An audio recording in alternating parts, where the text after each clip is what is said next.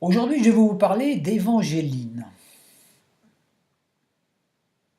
Assise sur sa balancelle au cœur du jardin d'Éden, la belle Aphrodite, insatisfaite de cette vie sans vague, se prit envie de s'incarner dans un corps de femme sur la terre des hommes.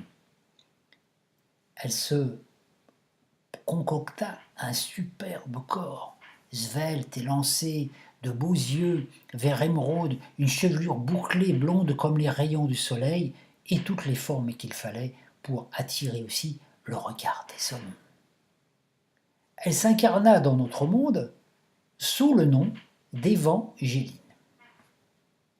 Dès l'âge de la puberté, elle attira à elle les jeunes garçons imberbes qui, par le biais de poésie et de mots choisis, espéraient être élus compagnons de l'instant.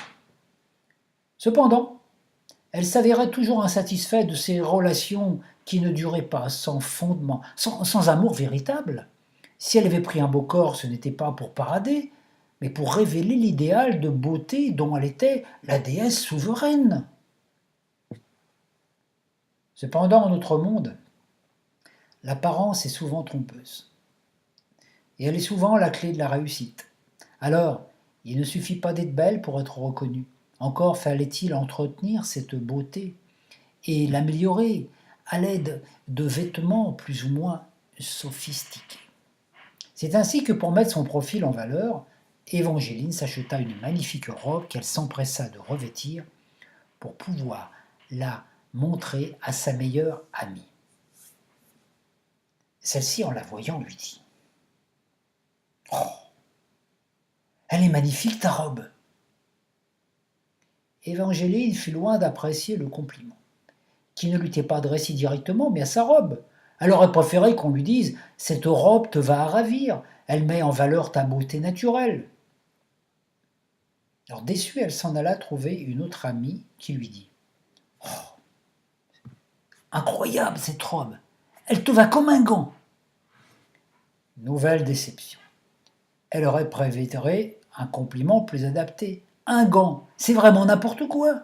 En fait, Évangéline était déçue de ne pas être reconnue pour le parfum émanant de son âme, mais uniquement par l'apparence générée par ses vêtements. Un gant. Si encore lui avait dit « Elle te va bien cette robe, elle te va comme un gant », elle prit alors une décision radicale. Jetant tous ses vêtements, elle ne conserva qu'un maillot de bain assez saillant et passa la plupart du temps sur la plage, espérant une meilleure reconnaissance. Le résultat fut identique. On la complimentait sur le choix du maillot, mais sans plus. Mais cela ne suffit pas pour l'arrêter. Elle retira le maillot et se mit à fréquenter des plages naturistes. Là au moins on reconnaîtrait sa beauté intérieure, espérait-elle. Mais il n'en fut point ainsi.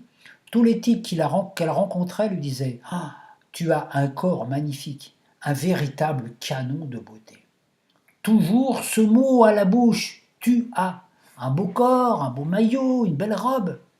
Mais Évangéline n'avait que faire de la conjugaison de l'avoir. Elle voulait être.